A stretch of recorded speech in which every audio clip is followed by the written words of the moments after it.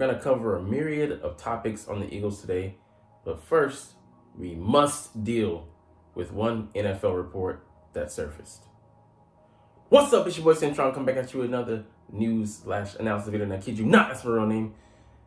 And yeah, this wasn't brought up by the Eagles, so before you even go there saying it's sour grapes, it was a report that surfaced and actually was addressed by the owners to the NFL, to Goodell, the man in charge.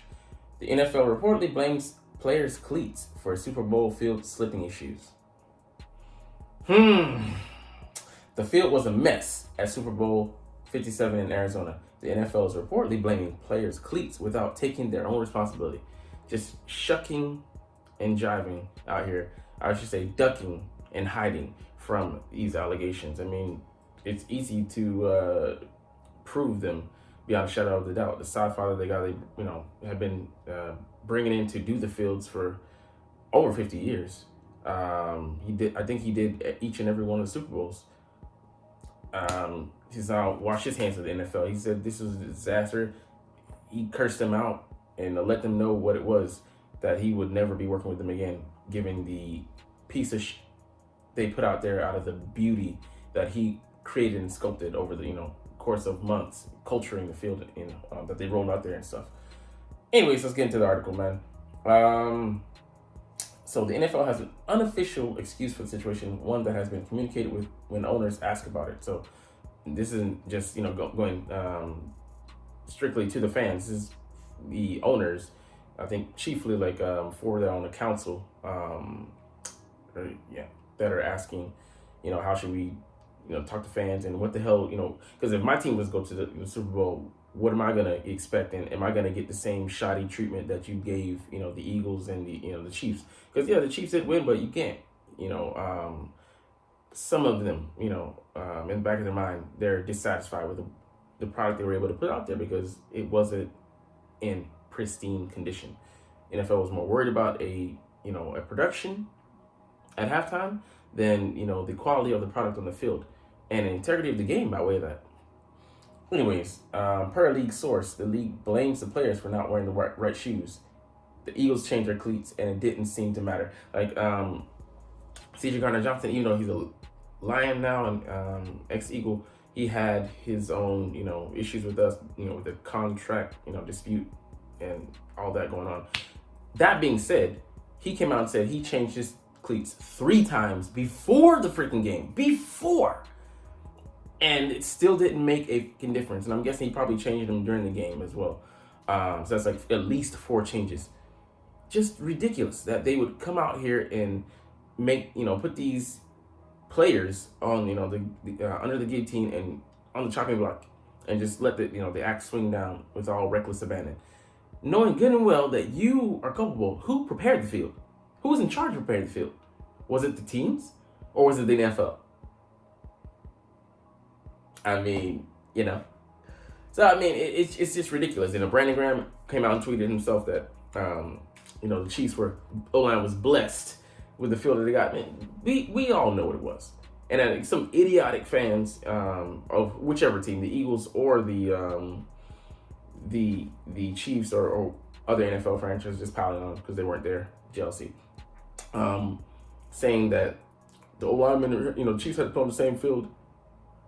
Both sides, the blocking was easier to do because O-linemen have to stabilize. They have to stay in place and block.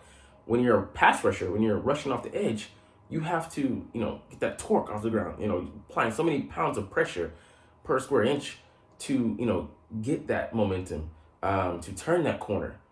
And if you can't do that on a field that's not holding up, that's like slosh, you're not going to be able to be effective. You're not going to be able to do your job. Your job is a pass rusher. You're literally there to put pressure on the quarterback. If you can't do that by using, using majority of your speed, you're being hindered by going at half speed. That's going to affect the game. That's going to affect, the passing lanes. That's going to affect the pressure. That's going to affect, the quarterback being able to create a pocket and move and shift and make adjustments. I don't know. I mean, I must be insane for saying that out loud, but it makes sense. It's just common sense. Anyways, setting aside the fact that there should have been no reason for the teams to anticipate needing different types and sizes of cleats for a game that supposedly will be played under pristine conditions, the manner in which the field was torn up during the game shows that, regardless of whether the teams were able to properly adjust, the field never, ever should have been in that condition. Yeah. Covered this in previous videos, so just go over it briefly. They rolled it out there, and several people commented that the field stunk, that it was rancid, and that tells you that the field that they put out there, that they grew and flew in, took care of on an offsite farm for weeks, month and a half, or whatever the time frame it was they spent growing and cultivating that grass, was not supposed to smell like that. It was not supposed to look like that. And after they came and did the halftime practices, the condition wasn't the same. They just started roll it back in and just leave it up to, a wish and a prayer. So like the circumventing shoddy explanation that they're giving just doesn't hold up to the litmus test. Smells like bullshit. All right. Not for the most watched game of the season. Not for any game if the league truly cares about the health and safety of the players. And yeah, like you can see, like it looked like snowboarding, slaloming in the Aspen Mountains, because players were just yahoo, right by the quarterback, like it was nothing, like it was an actual snow field.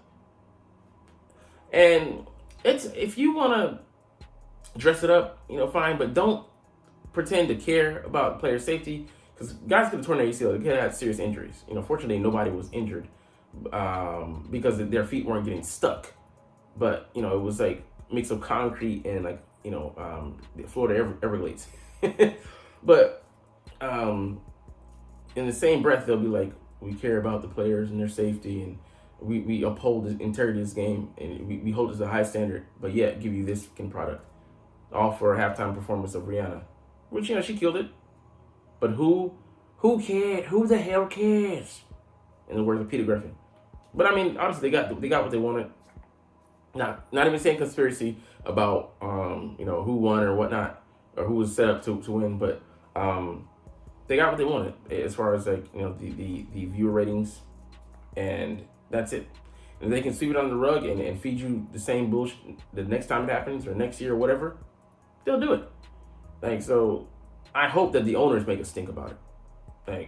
They not just pass the buck, but really hold their feet to the fire and say, hey, because this could be my franchise playing, and I do not want to play the what if game, or just have my team have to worry about another enemy when they shouldn't be worried about the field conditions being the 13th man, 12th man. That's the Seattle Seahawks field. But that's the exterior, not the interior. So yeah, it just flowiness, flat out. But yeah, this is standard, NFL. So I mean, yeah, like I said, I hope they make a fuss about it to get enact change and hold somebody accountable. I mean, I'm not even saying somebody's head's got to roll, but just do right by the players and the game that you supposedly love. Well, I guess you love making money off of it. Anyways, let's get to a different topic. Let's get to news around the league with dealing with our Eagles. All right. Could one of these 7 NFL teams finally celebrate first MVP in 2023? And Hurts has a great shot, man. Last year he was a runner-up. He came off. He's coming off a stellar season, entering his age 25 season. He's this is his 4th year as an Eagle, and his 3rd as a starter. So he's only going to his 3rd year as a starter. Had a banner year last year, and he's looking to improve. The guy stays hungry, stays motivated. So we'll see if he can ascend, even if ever so slightly, or just maintain. If he just maintains his stats from this past year, excellent. Even if they take a slight dip, still very, very good. But he's one of the newest superstars, and yeah, like I said, they're hungry to rectify this season. You can never come back and make up for it, but you damn sure can sleep easy at night with a ring, with some jewelry. Yeah, 35 total touchdowns. Um, let's see. Yeah. 35 total touchdowns. I mean, 22 passing and 13 on the ground. So I mean, yeah, he's looking pretty good. And with the upgrades he made on offense, and yeah, bringing in the bevy of guys, and some of the retooling, very minimal, touch up because one guy left, Sam Allen, and we're looking at Cam Jurgens to replace him. We'll see how that goes, but yeah. All right, this article was much ballyhooed because the guy Marcus Hayes, they spun it in a way to make seem like he's saying that Jalen Hurts is insecure and it's a superpower. I still don't like the wording because I'd say insecure is the wrong word. He just has a chip on his shoulder, and that doesn't mean he's insecure. He just has such a high standard. Jason Kelsey put it perfectly. He's blaming himself for the Super Bowl loss as far as like, I could have played better. I could have done this better. I could have gotten this read. And we're full well knowing damn well that he made like one key mistake with the fumble. We went on to rectify that and gave us a 10-point lead going into halftime. But that being said, I mean, of course, there's still areas he can improve. He's not a complete player. And even if he were Tom Brady, those guys still look for the minute detail, which makes them Kobe, which makes them Jordan, to where they can improve their game. But you're looking for the slightest slight that'll add fuel to the fire and make it an inferno. So, I mean, like, I agree with that, but I still don't see those guys as insecure. Like, there is a thin line between insecure and having a chip on your shoulder, but I think insecure manifests in a completely like different way, and it's not. It doesn't come off as positive. If you know your weaknesses and you use those to bolster yourself, I don't think that's being insecure. If you are aware of your weaknesses and they weigh you down, they make you lash out, they make you not yourself, I believe that makes you insecure. Takes you out of character, out of spinning into a positive. I think that's insecure. So I mean, I agree that his words were taken out of context, but still the context that he put it in, still you don't use that word. Just bad. We'll get to this article a little bit later, sometime down the road, but interesting. Basketball on grass, man, because yeah, you want to see offenses operate in that. All right, best head coaches: Andy Reid, Doug Peterson, because he won a bowl. Yeah, I can't put Shaquille on there. Nick Sirianni, just too short of a career. He's only had 3 seasons. Yeah, no, 2 seasons. So you can't. Yeah, that's too short of a qualifier. We'll get into this a little bit later, man. We do have a pretty good roster. Also, let's look at some of the teams that are top ranking in the NFC conference out of 16 teams. All right, so I think number 1, you'd have to agree, the Eagles. Number 2, I would put the 49ers. That's also contingent on their quarterback situation. Number 3, the Dallas Cowboys. Number 4, the Seattle Seahawks. Number 5, the Minnesota Vikings. Number 6, Detroit Lions. And everybody else just kind of doesn't matter. The Rams might battle. The Saints, even if they win the division, negligent.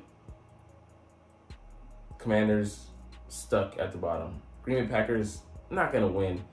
First year love. Atlanta Falcons have a second year, first time starting quarterback in Desmond Ridder. Ain't going nowhere. Chicago Bears, Justin Fields, they'll be competitive. They'll have taken a step forward, but it won't be big enough. Arizona Cardinals, Kyler Murray won't even be playing until maybe midseason, if that. Tampa Bay Buccaneers, last year, they got lucky they had Brady. Without him, they ain't going nowhere.